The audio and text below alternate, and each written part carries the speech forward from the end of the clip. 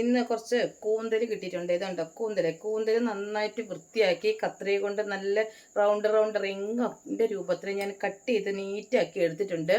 ഇനി നല്ല ഒന്നാന്തരമായിട്ടിട്ട് കൂന്തൽ മസാല ഇട്ടതാണ് ഇന്നത്തെ രാത്രിക്കത്തെ ചോറിൻ്റെ കൂടെയുള്ള കറി. അപ്പം നമുക്ക് പെട്ടെന്ന് തന്നെ കൂന്തൽ കറി വെക്കണം. കാരണം സമയം ലേറ്റ് ആയിട്ടുണ്ട്. ഭക്ഷണം കഴിക്കാൻ ലേറ്റ് ആകുമ്പോൾ പിന്നെ ദഹിക്കാൻ ലേറ്റ് ആവും. പിന്നെ രോഗങ്ങൾ ഇങ്ങനെ ഓടി 1 by 1 ആയിട്ട് ഇങ്ങനെ വന്നുകൊണ്ടേയിരിക്കും. അപ്പം നമുക്ക് പെട്ടെന്ന് കറി വെക്കാം. ഇതാണ് കേട്ടോ കൂന്തൽ. അങ്ങനെ എണ്ണ ചൂടായി വന്നിട്ടുണ്ട് കേട്ടോ. എണ്ണയിലോട്ട് നമുക്ക് കടുക് ഇട്ട് കൊടുക്കാം. കടുക് പൊട്ടിയാൽ മാത്രമേ നമുക്കൊരു ഉത്സവ പ്രതീതി ഉണ്ടാവുള്ളൂ, എന്ത് സംഭവമാണേലും. അതുകൊണ്ട് ഞാൻ കടുക് ഇട്ടിട്ട് പടപടാ പൊട്ടാൻ വിട്ടിട്ടുണ്ട്.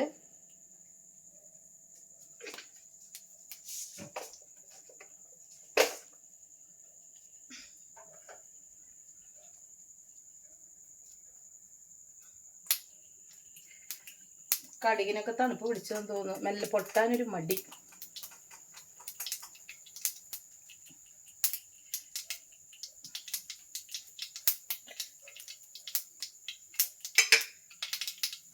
അങ്ങനെ കടുക് പൊട്ടുമ്പോഴത്തേക്കും നമുക്കിതാ തക്കാളി എടുത്തിട്ടുണ്ട്, 2 പച്ചമുളക് എടുത്തിട്ടുണ്ട്, 2 സവോള എടുത്തിട്ടുണ്ട്, വെളുത്തുള്ളി കട്ട് ചെയ്തെടുത്തിട്ടുണ്ട്.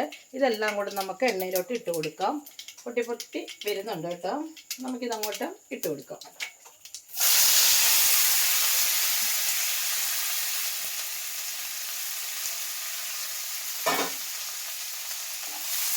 ഒന്ന് മിക്സ് ചെയ്ത് കൊടുത്തേക്കാം.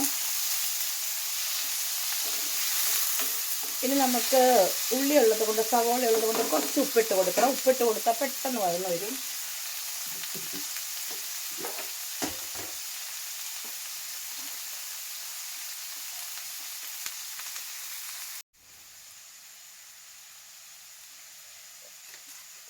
ഒന്നും കൂടി മിക്സ് ചെയ്ത് കൊടുക്കാം. മിക്സ് ചെയ്ത് കൊടുത്തിട്ട് മെല്ലെ അത് എണ്ണക്കകത്ത് കിടന്ന് വാടി വരും. നന്നായിട്ട് വാടണം, എന്നാലേ നമ്മൾ ഉദ്ദേശിച്ചൊരു കളറ് കിട്ടുള്ളൂ.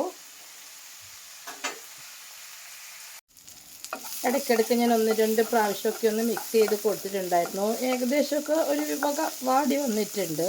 ഇനി നമുക്ക് ഇതിലോട്ട് ഇത് ചിക്കൻ മസാല, കുരുമുളക് പൊടി, മഞ്ഞൾപ്പൊടി, എരിവിന് ആവശ്യമുള്ളതും കളറിന് ആവശ്യമുള്ള രണ്ടും കൂടി മിക്സാക്കിയ മുളക് പൊടി, പിന്നെ മല്ലിപ്പൊടിയും.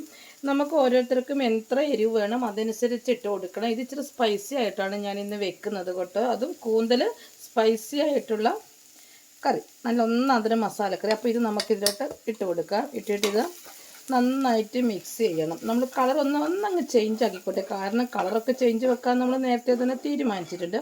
അപ്പോൾ നന്നായിട്ട് കളർ അങ്ങ് ചേഞ്ച് ആവട്ടെ. അങ്ങനെ നന്നായിട്ട് നമ്മൾ മിക്സൊക്കെ ചെയ്ത് കൊടുത്തിട്ടുണ്ട്. കളറൊക്കെ കുറച്ചിതാ നല്ല കളറൊക്കെ വന്നിട്ടുണ്ട്. ഇനി നമുക്ക് കഴുകി വൃത്തിയാക്കി വെച്ചിരിക്കുന്ന കൂന്തൽ ഇതിലോട്ട് ഇട്ട് കൊടുക്കാം. കൂന്തലിന് അങ്ങനെ വലിയ വേവൊന്നും വേണ്ട കേട്ടോ. പിന്നെ കുറേ സമയം ഇരുന്ന് ഇങ്ങനെ വേവിച്ചാൽ, കുക്കറിലൊക്കെ ഇട്ട് വേവിച്ചാൽ ഇത് പിന്നെ ഒരു റബ്ബറിൻ്റെ പ്രതീതിയാണ്. അതുകൊണ്ട് നമുക്ക് കുക്കറിലൊന്നും ഇടണ്ട, നമുക്ക് ഇങ്ങനെ തന്നെ ഇത് വേവിച്ചെടുക്കാം. മസാല എല്ലാം എടുത്തൊന്ന് പറ്റിച്ചെടുക്കാം. നമുക്ക് ഉപ്പൊക്കെ നമ്മൾ ഇട്ട് കൊടുത്തിട്ടുണ്ട്.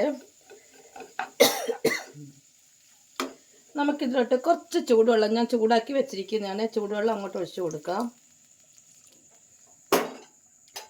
കുറച്ച് ഒഴിക്കുന്നുള്ളൂ. ഈ മസാലയൊന്നും എല്ലായിടത്തൊന്നും മിക്സായി വരാൻ വേണ്ടി മാത്രമേ ഒഴിക്കുന്നുള്ളൂ. കാരണം എന്താണെന്നോ, കൂന്തലിൽ നിന്ന് ഇനി വെള്ളം ഇറങ്ങി വരും, അതിന് വേകാൻ ആവശ്യമുള്ളത്.